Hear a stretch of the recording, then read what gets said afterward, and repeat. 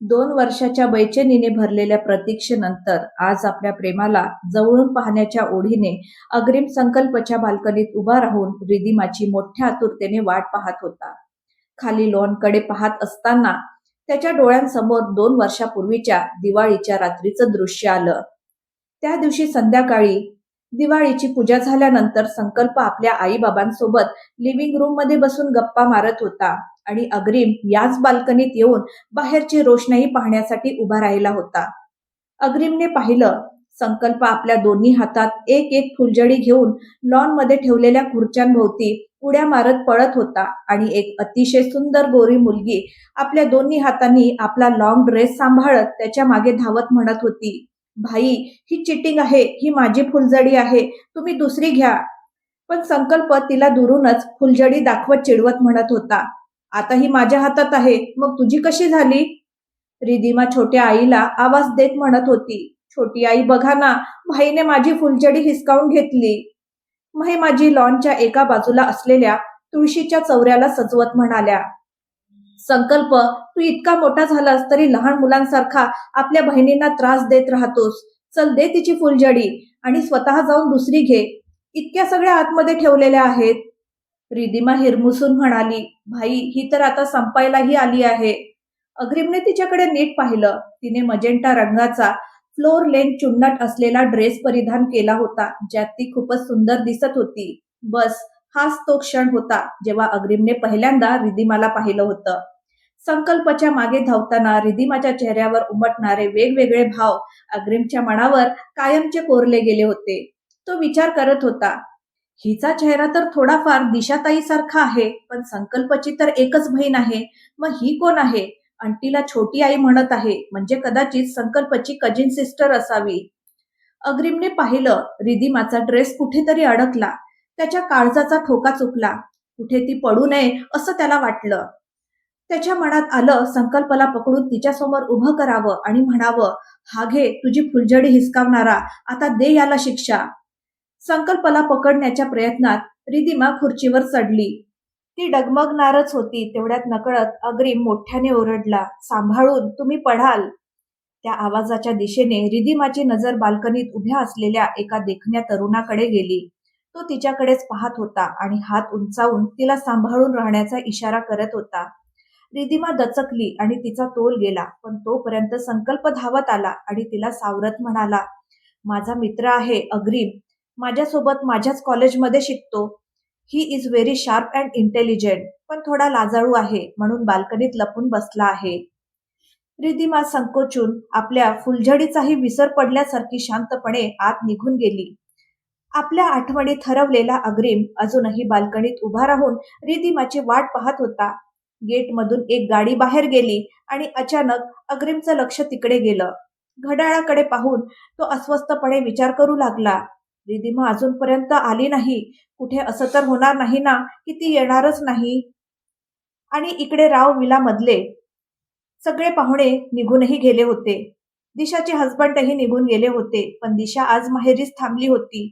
संकल्प आपल्या आत्याच्या कुटुंबाला त्यांच्या घरापर्यंत सोडायला गेला होता आणि आता दिवसभराच्या धावपळीने थकलेल्या महिमाजी, दिशा आणि रिधिमा मिळून उरलेलं काम आवरत होत्या.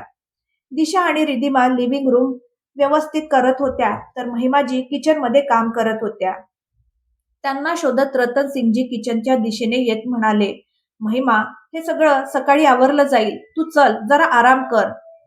महिमाजींनी त्यांच्याकडे न पाहताच दुधाचं पातेलं फ्रीजमध्ये ठेवत म्हटलं, तुम्ही जाऊन झोपा, मी थोड्या वेळात येते. तसंही तुम्हाला काही काम नाही आणि हे सगळं सकाळी आपोआप थोडंच आवरणार आहे.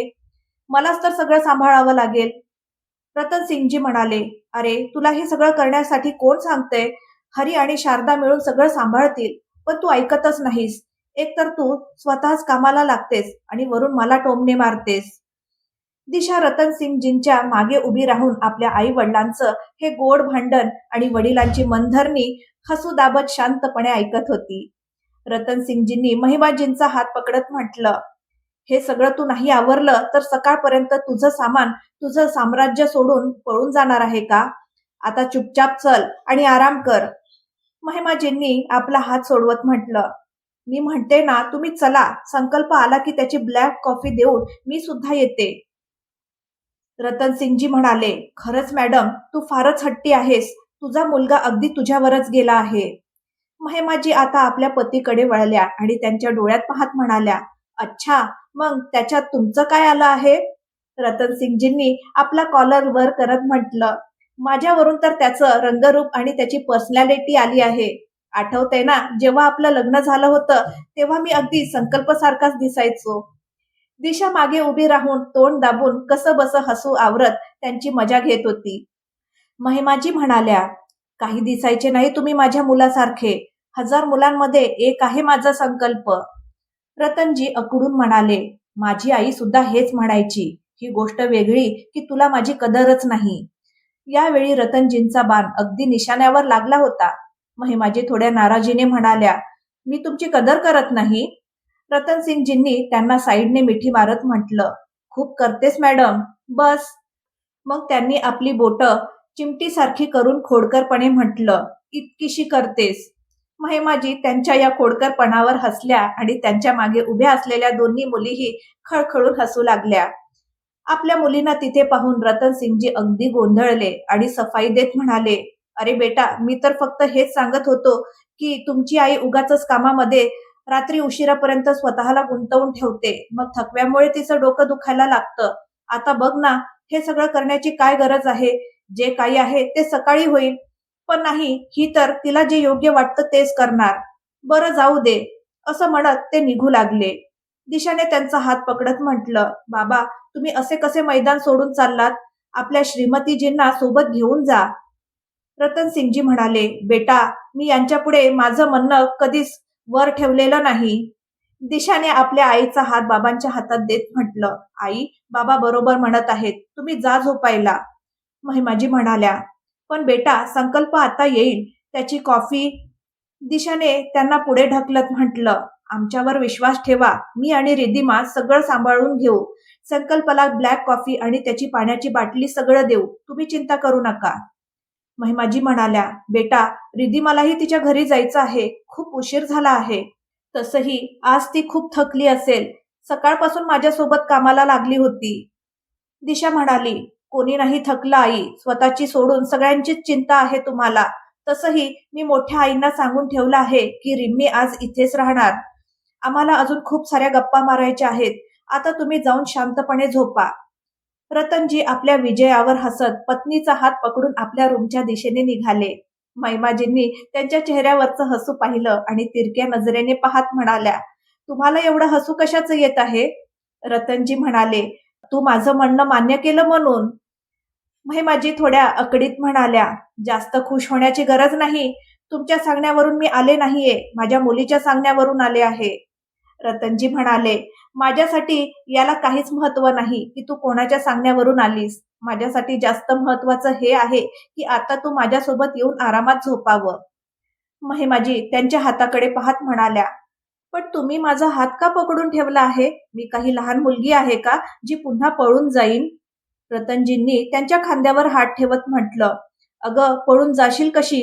पळू देईन तेव्हाच ना. महिमाजी हसत आपल्या पतीच्या खांद्यावर डोकं टेकवत म्हणाल्या, खरंच तुम्ही ना खूप बदमाश आहात. रतनजी म्हणाले, आपल्या पत्नीच्या तब्येतीची काळजी घेणं आणि तिला आराम देणं ही बदमाशी नाही, हे माझं प्रेम आहे आणि माझी जबाबदारी आहे राणीसाहेब. असं म्हणत रतनजींनी त्यांच्या डोक्यावरून प्रेमाने हात फिरवला. महिमाजी पतीचा हात पकडत रूम मध्ये जात म्हणाल्या, मी खूप खुश आहे की माझा मुलगा या बाबतीत अगदी तुमच्यावर गेला आहे.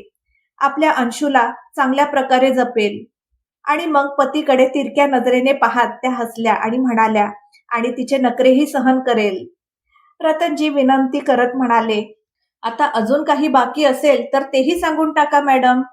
महिमाजी थोड्या लाजत म्हणाल्या, आणि हो, माझा मुलगा रंगरूपात अगदी आपल्या बाबांवर गेला आहे. दोघांच्या हसण्याने त्यांचा बेडरूम क्षणातच जिवंत झाला. पती पत्नीचं नातं असंच असतं ना, थोडं रुसणं, थोडं मनवणं आणि एकमेकांची काळजी घेत एकमेकांच्या प्रेमात बुडून आयुष्याच्या प्रवासात सोबत पुढे जात राहणं. इकडे रिधिमा आणि दिशा गप्पा मारत लिव्हिंग रूम मध्ये विखुरलेलं सामान आवरत होत्या. रिधिमाची नजर वारंवार वॉल क्लॉक कडे जात होती आणि असं कसं होणार नाही की दिशाच्या नजरेतून तिची ही बेचैनी लपून राहणार नाही. दिशाने रिधिमाचा हात पकडून तिला सोफ्यावर बसवत विचारलं, काय झालं रिम्मी? रिधिमाने पटकन म्हटलं, काही नाही ताई. दिशा म्हणाली, अच्छा, असं काही नाहीये तर मग तू वारंवार वेळ का पाहत आहेस? रिधिमा अडखळत म्हणाली, ते तर मी विचार करत होते की भाई अजून आले नाहीत. दिशा म्हणाली, आत्याच्या घरून त्याला यायला 2 तास लागतील आणि हे तुलाही चांगलंच माहीत आहे. आता खरं सांगशील का की मी जाऊन अग्रीमला विचारू? दिशा उठू लागली तेवढ्यात रिधिमाने पटकन तिचा हात पकडून तिला पुन्हा बसवत म्हटलं, काही खास गोष्ट नाहीये ताई, बस तेच. दिशा म्हणाली, तसं अंशू वहिनी जाताना अग्रीम तुझ्याजवळ उभा होता ना? काय म्हणत होता तो? रिधिमा आश्चर्याने दिशाकडे पाहत म्हणाली, तुम्ही पाहिलं होतं ताई? दिशा म्हणाली, वेळ कमी आहे, मुद्द्याची गोष्ट सांग, त्याने तुला भेटण्यासाठी बोलावलं होतं ना? रिधिमाने होकारार्थी मान हलवली आणि नजर खाली केली. दिशाने तिला मिठीत घेत म्हटलं, अगं यात एवढं घाबरण्यासारखं काय आहे? तुझं लग्न ठरलं आहे आणि 2 दिवसांनी अग्रीम आपल्या मम्मी पप्पांसोबत येऊन नातं फिक्स देखील करणार आहे.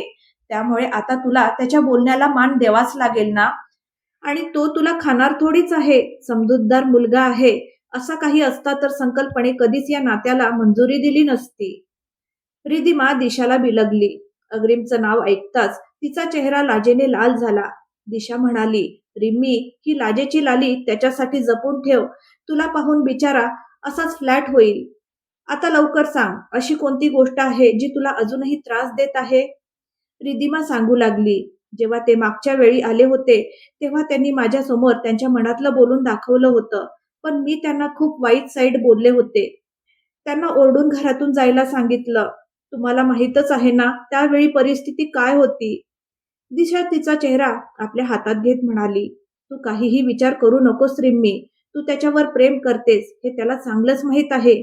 इतकी वर्ष तो तुझी वाट पाहत राहिला आणि तुझी मजबुरी काय होती हेही तो समजतो. आता त्याला आणखीन वाट पाहायला लावू नकोस. जा लवकर. इथे सगळं मी सांभाळून घेईन. मी इथेच आहे. तू चिंता करू नकोस. रिधिमा संकल्पच्या रूमकडे निघून गेली. ती रूमचा दरवाजा नॉक करत होती, पण आतून कोणताही आवाज आला नाही. तिने हळूच दरवाजा उघडून आत डोकावलं. अग्रीम कुठेच दिसत नव्हता. थोडं पुढं गेल्यावर तिने पाहिलं की अग्रीम बाल्कनीत रेलिंग पकडून उभा होता आणि लॉनमध्ये मोठ्या लक्षपूर्वक काहीतरी पाहत होता. पण अग्रीमचं लक्ष आता आपल्या अगदी मागे उभ्या असलेल्या रिधिमाकडेही होतं. त्याच्या ओठांवर हलकसं हसू उमटलं, पण तो तसाच उभा राहून म्हणाला, तर तुला आठवलंच की गेली 2 वर्ष कोणीतरी तुझी आतुरतेने वाट पाहत आहे. रिधिमाने अगदी हळू आवाजात म्हटलं, मी तर छोट्या आईजवळ होते. अग्रीम तिच्याकडे वळून उभा राहिला. तो तिच्याकडे एकटक पाहत होता. ही पहिलीच वेळ होती की जेव्हा अग्रीम कोणतीही हिचक न ठेवता डोळ्यात भरपूर प्रेम घेऊन तिच्या समोर उभा होता आणि रिधिमाही राग न करता त्याच्या समोर उभी होती. तिचं हृदय जोरात धडधडत होतं आणि तिच्या कपाळावर घामाचे थेंब उमटले होते. अग्रीम तिची अवस्था समजत होता, म्हणून तो फक्त तिच्याकडे पाहून हसत राहिला. रिधिमाने मोठ्या मुश्किलीने धीर एकवटत हळूच विचारलं, तसं तुम्ही इथे उभं राहून कोणाकडे पाहत होतात?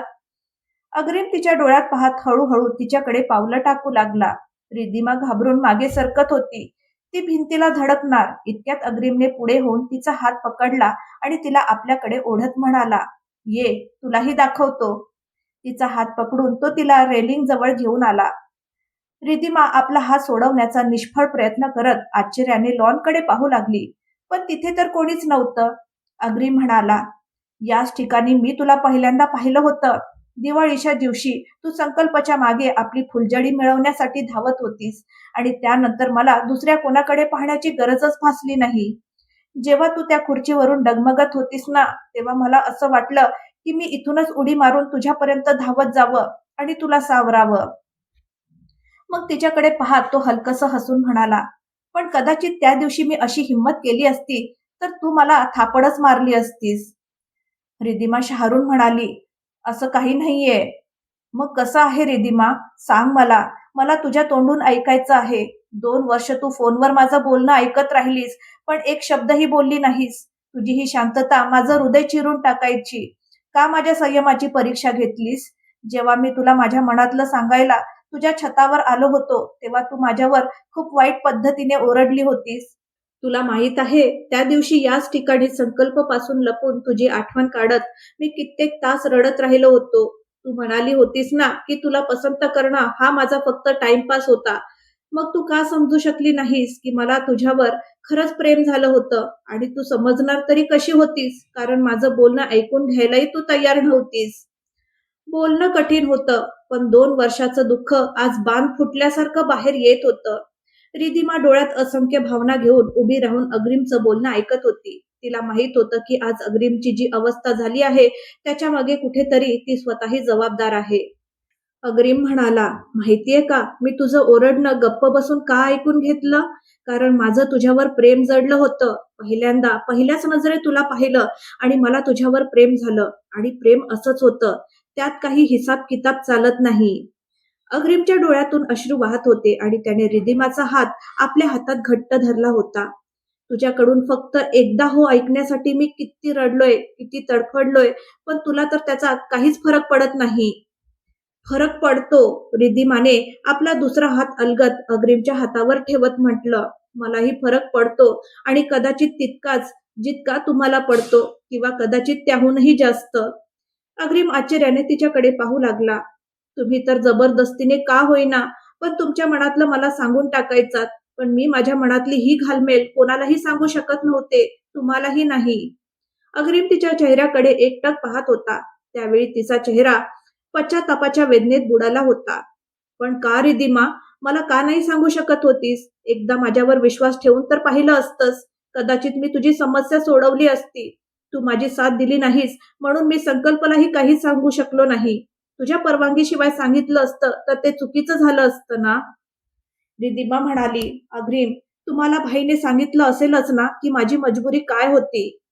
पण नंतर तू दुसरीकडे एंगेजमेंट करण्यास नकार दिला होतास. तेव्हा फोनवर माझ्या बोलण्याला उत्तर का दिलं नाहीस?" आज अग्रीमला रिधिमाकडून आपल्या प्रत्येक प्रश्नाचं उत्तर हवं होतं. रिधिमाने आपले अश्रू लपवत म्हटलं, "दुसरीकडे एंगेजमेंट करण्यास नकार दिल्यानंतर जर मी तुम्हाला माझ्या मनातलं सांगितलं असतं, तर मला माहीत होतं की तुम्ही एक क्षणही थांबला नसतात. तुम्ही थेट बाईशी बोलला असतात आणि मग माझ्या पप्पांकडे जाऊन आपल्या लग्नाबद्दल बोललं असतं. आणि मग सगळ्यांनी तुम्हाला चुकीचं म्हटलं असतं. कोणतीही चूक नसताना तुम्हीच गुन्हेगार ठरले असते." अग्रीम पुढे येत रिधिमाच्या दोन्ही खांद्यावर हात ठेवत म्हणाला, "संकल्पने तर आपली गोष्ट समजून घेतली असती ना?" त्याच्या स्पर्शाने रिधिमा दचकली आणि मागे सरकण्याचा प्रयत्न करू लागली.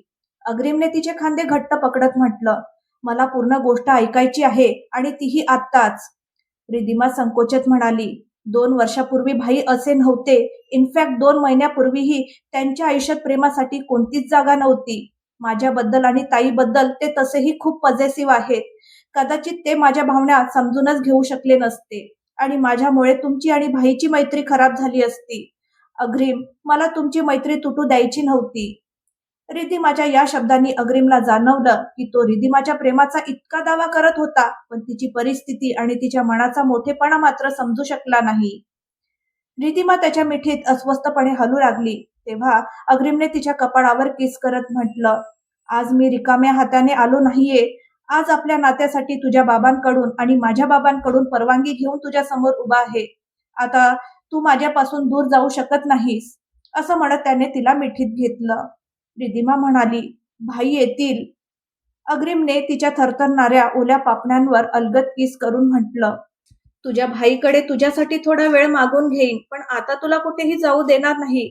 अजून तर पूर्ण 2 वर्षाचा हिशेब घ्यायचा आहे तुझ्याकडून." रिधिमा घाबरून त्याच्याकडे पाहू लागली. अग्रीम तिच्या चेहऱ्याजवळ येत तिच्या कानात हळू आवाजात म्हणाला, "मी तुझ्या इतक्या जवळ आहे म्हणून तुला भीती वाटते का?" रिधिमा आपली मान मागे घेत थोडी इतरावत म्हणाली, "बिलकुल नाही. मी का घाबरेन?" अग्रीम हसत म्हणाला, "हो, भाईची बहीण आहेस ना तू. थोडा असर तर तुझ्यावरही असणारच." पण अग्रीमला इतक्या जवळ पाहून रिधिमाची खरंच घाबरगुंडी उडाली होती आणि तिची बोलतीच बंद झाली होती. अग्रीम म्हणाला, "फक्त एकदा म्हण ना रिधिमा, हे तुझ्या तोंडून ऐकण्यासाठी मी 2 वर्षापासून वाट पाहतोय." रिधिमाने त्याच्या डोळ्यात पाहत हळू आवाजात म्हटलं, "ज्या दिवशी तुम्ही मला पहिल्यांदा पाहिलंत, त्याच दिवशी मीही तुम्हाला पाहिलं होतं. माझ्याबद्दल तुमच्या मनात ज्या भावना निर्माण झाल्या होत्या, त्याच भावना माझ्याही मनात तुमच्याबद्दल निर्माण झाल्या होत्या. कारण माझ्यासाठी तुमची काळजी पाहून, मी पडताना पाहून स्वतःला आवरू न शकल्यामुळे तुम्ही तिथूनच मला सावध केलं आणि कदाचित तिथूनच. रिधिमा थोडी थांबली. आणि ज्या मुलासोबत बाबा माझी एंगेजमेंट करणार होते, तो माझ्याच कॉलेजमध्ये माझा सीनियर होता. मी त्याला चांगलं ओळखत होते. तो श्रीमंत घरचा बिघडलेला मुलगा होता. पण बाबांच्या भीतीमुळे मी नकार देऊ शकले नाही. पण जेव्हा मी तुम्हाला भेटले, तुमचं धैर्य पाहिलं, तेव्हा माझ्यातही धैर्य आलं आणि मी त्या एंगेजमेंटसाठी नकार दिला. मला माहित होतं, एक ना एक दिवस तुम्ही माझ्या भाईसमोर ठामपणे उभं राहाल आणि सगळं ठीक होईल. रिधिमाचा आवाज थरथरत होता आणि तिच्या पापण्यांवर अश्रूंचे मोती चमकत होते. अग्रीम तिच्या पापण्यांवर एका मागोमाग एक किस करत म्हणाला, I love you Ridhima. I really love you so much. Ridhima त्याला बिलगली. I love you too Agrim and I am very sorry. मला माफ करा माझ्या प्रत्येक बदतमीजीसाठी, ज्या फक्त मी यासाठी केल्या होत्या की तुम्ही माझ्यापासून दूर जावं. मी बोललेल्या प्रत्येक उलटसुलट गोष्टींसाठी, ज्यामुळे तुम्हाला हर्ट झालं. मला माफ करा. अग्रीमला बिलगून रिधिमा हुंदके देत म्हणत होती. अग्रीमने तिचा चेहरा आपल्या हातात वर केला आणि अलगद तिच्या ओठांना स्पर्श केला. थोड्या वेळाने संकल्प आपल्या बेडवर पडून झोपण्याचा प्रयत्न करत होता, पण त्याची झोप तर त्याची एंजल आपल्या हसणाऱ्या डोळ्यात घेऊन गेली होती. आपल्या बेचैनीचा उपाय शोधण्यासाठी त्याने अंशुलाला फोन केला, पण ती तर अजूनही आपल्या भाऊ समरच्या रूममध्ये बसून त्याच्याशी गप्पा मारत होती. संकल्पला समजलं आणि त्याने विचारलं, तुम्ही व्यवस्थित पोहोचलात ना? अंशुलाने हो म्हटल्यावर त्याने गुड नाईट म्हणत फोन ठेवला. मग बराच वेळ मोबाईलमध्ये अंशुलाचा फोटो पाहत राहिला आणि पाहता पाहता कधी झोप लागली त्यालाही कळलं नाही. त्याची झोप सकाळी सकाळी त्याची आई आणि दिशा दोघेही त्याच्या डोक्याजवळ उभ्या राहून त्याला आवाज देत असल्यामुळे उघडली. दिशा म्हणत होती, उठ ना छोटे, खूप महत्वाचं काम आहे. इतर कुठला दिवस असता तर एवढ्या सकाळी त्याच्या रूममध्ये येण्याची तर सोडाच, त्याला उठवण्याचीही कोणाची हिंमत झाली नसती. तसं पाहिलं तर संकल्प 10वीत पोहोचेपर्यंत स्वतःच वेळेवर उठायला लागला होता. पण आजची गोष्ट काही वेगळी होती. आई आणि ताई दोघींनाही माहीत होतं की जागा झाल्यानंतर त्याच्या मनातली एक छोटीशी इच्छा पूर्ण होणार आहे. दिशाने हळूच त्याच्यावरची चादर बाजूला करत म्हटलं, आता उठ ना छोट्या. संकल्पने डोळे उघडले. झोप पूर्ण न झाल्यामुळे त्याचे डोळे लाल झाले होते. ते पाहून दिशा लगेच 2 पावलं मागे सरकली. संकल्पने कपाळावर आठ्या आणत विचारलं, काय झालं? सकाळी सकाळी एवढा गोंधळ का घालताय? महिमाजी म्हणाल्या, तुला आता एका महत्वाच्या कामासाठी बाहेर जायचं आहे. संकल्प त्यांच्याकडे रागाने पाहत म्हणाला, आता एवढ्या सकाळी आणि माझंच जाणं इतकं महत्वाचं आहे का? Not at all I. आता मी कुठेही जाणार नाही. प्लीज मला झोपू द्या. आणि तो पुन्हा चादर अंगावर ओढणार इतक्यात महिमाजी म्हणाल्या, अंशुलाच्या जाण्यापूर्वी तुम्ही दोघांनी लक्ष्मीनारायण मंदिरात जाऊन पूजा करून आशीर्वाद घ्यायचा आहे. संकल्पच्या अंगात एका सेकंदात जबरदस्त स्फूर्ती आली. त्याने झटकन चादर फेकली आणि उठून उभा राहिला. दिशाने आपलं हसू लपवत म्हटलं, इतकं सुद्धा काय महत्वाचं आहे? लग्नानंतरही जाऊ शकतोस. तसंही तुला तर खूप झोप येत होती ना? संकल्प दिशाकडे रागाने पाहत म्हणाला, मग का माझ्या डोक्यावर एवढ्या वेळापासून ढोल वाजवत होतीस? आणि दिशा थोडी रिलॅक्स होताच त्याने पटकन तिची वेणी ओढली आणि पळत सुटला. दिशा ओरडत त्याच्या मागे धावली. संकल्प धावत जाऊन वॉशरूम मध्ये शिरला. दिशा दरवाजा ठोठावत म्हणाली, एक तर मी नेहमी तुझ्या फायद्याचाच विचार करते आणि वरून तू मलाच त्रास देतोयस. बाहेर तर ये, आज तुझे कान गरम करते. अगदी लहानपणी करायचे तसे. माझ्यापेक्षा लहान आहेस तू, काहीच करू शकणार नाहीस. संकल्प आतूनच म्हणाला, जास्त मोठी नाहीस ताई, फक्त थोडीशी मोठी आहेस. आणि हेही लक्षात ठेव, लहानपणी तुम्ही माझे कान ओढायचात ना, तेव्हा मी तुमच्या हाताला चावून पळून जायचो. दिशा म्हणाली, तुला तर आज मी बघतेच.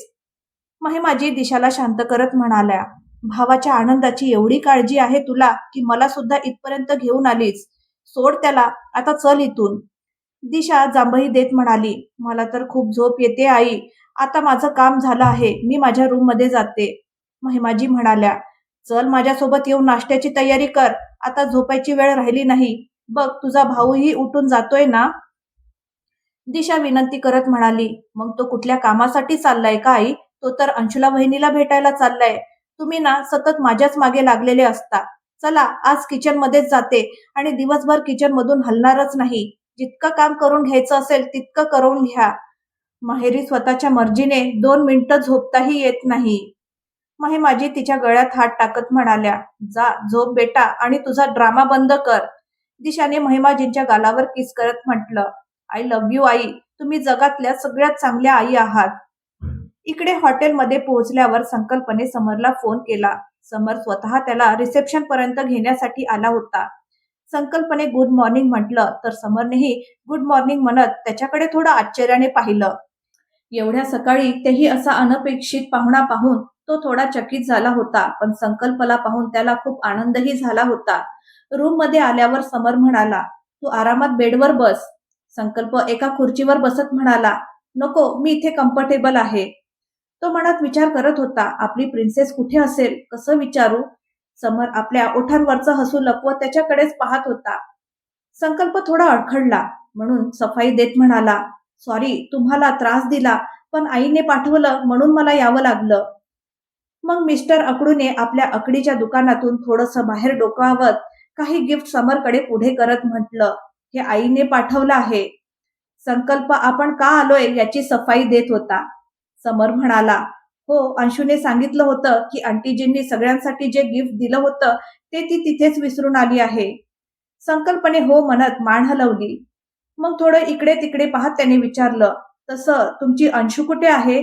समरने आपल्या रूमला लागून असलेल्या दुसऱ्या रूमच्या दरवाजाकडे इशारा करत म्हटलं, झोपली आहे. दरवाजाकडे पाहत संकल्पाच्या तोंडून अनाहूतपणे निघालं, व्हॉट द हेल इज दिस, म्हणजे ही 10 वाजता झोपली आहे. मग समरकडे पाहून तो हसू लागला. समर म्हणाला, आमच्या अंशूला सकाळची झोप खूप प्रिय आहे. माहित नाही हॉस्टेलमध्ये कशी उठत असेल. संकल्प म्हणाला, तिथे तर वेळेवर कॉलेजला पोहोचायची. हे बोलून तो थोडा ओशाळला. समरचं हसू आणखीनच गहिरं झालं होतं. तो मनात म्हणत होता, असं नाही की आमचे जिजाजी फक्त अकडू आहेत, हे तर लाजायलाही लागले. मग उठून तो शेजारच्या रूमच्या दरवाजाकडे जात म्हणाला, सकाळपासून 2दा उठवण्याचा प्रयत्न केला आहे, तुम्हीही प्रयत्न करून बघा.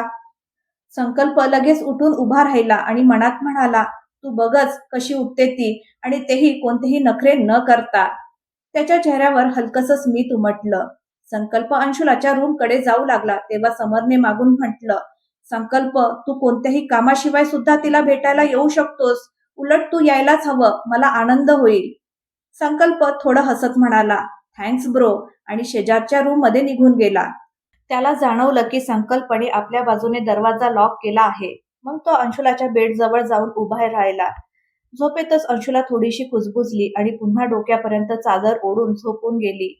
तिला अशा निर्धास्त गाढ झोपेत पाहून संकल्प मनात म्हणत होता, म्हणजे हद्दच झाली मिसेस राव. संकल्परावची रात्रीची झोप आणि दिवसाचा चैन उडवून तू इतक्या निवांतपणे कशी काय झोपू शकतेस. पण अंशुलाला इतक्या शांतपणे झोपलेलं पाहून एकदा त्याच्या मनात आलं की तिला उठवूच नये. पण लगेच त्याला आईचा आदेश आठवला, मंदिरात जायचं आहे आणि 3 वाजेपर्यंत या लोकांना एअरपोर्टलाही पोहोचायचं आहे. सॉरी एंजल, मला तुझी झोप खराब करावीच लागेल. तो हळूच अंशुलाच्या कानाजवळ जाऊन म्हणाला, उठ एंजल, तुला तुझी झोप इतकी प्रिय आहे की मी आलोय हेही तुला कळलं नाही. अजून किती झोपणार आहेस. दिस इज नॉट फेअर प्रिन्सेस. पण हाय रे तिची गोड झोप. तिला काय माहीत, तिची एक झलक पाहण्यासाठी बेचैन झालेला तिचा हा वेडा तिला भेटण्यासाठी धावतच आला आहे. अंशुलाने डोक्यापर्यंत चादर ओढलेलीच ठेवत आळसलेल्या आवाजात म्हटलं, प्लीज भैया, फक्त 5 मिनिटं झोपू द्या. आय प्रॉमिस 5 मिनिटात नक्की उठेन. संकल्प म्हणाला, काही हरकत नाही, तू आरामात झोप. चांगलंच आहे, अशा प्रकारे मला तुला इतक्या जवळून अनुभवण्याचा थोडा अजून वेळ मिळेल. तसंही काल तू मला जी जाणीव करून देऊन गेलीस ना, त्यामुळे माझं मन तर थोडं बैमान झालं आहे. आता मात्र अंशुलाची झोप क्षणार्धात उघडली. तिने चादरीच्या आतच डोळे झटकन उघडले आणि बाहेर पाहण्याचा प्रयत्न करू लागली. मग खूप हळूहळू आपल्या डोळ्यांवरची चादर बाजूला केली. जणू चोरून पाहू इच्छित होती की खरंच तिचे सर तिथे आहेत की हा फक्त तिचा भास आहे. तिची नजर तिच्या अगदी समोर उभ्या असलेल्या संकल्पच्या नजरेशी जाऊन भिडली. एका क्षणासाठी सगळं काही थांबलं. अंशुलाच्या तोंडून फक्त एवढंच निघालं, सर. मग ती हळूच आपल्या जागेवरून उठून बसली आणि चेहऱ्यावर विस्कटलेले केस आधी नीट करण्याचा प्रयत्न करू लागली. लाज आणि भीतीने मिटलेल्या तिच्या पापण्या प्रयत्न करूनही वर उचलत नव्हत्या आणि संकल्प तो तर निश्चिलपणे तिच्याकडे पाहत तिचं हे रूप आपल्या डोळ्यात साठवण्याची एकही संधी सोडत नव्हता. मित्रांनो, भेटूया पुढच्या भागात. आजचा हा भाग तुम्हाला कसा वाटला मला कमेंट करून नक्की सांगा. धन्यवाद.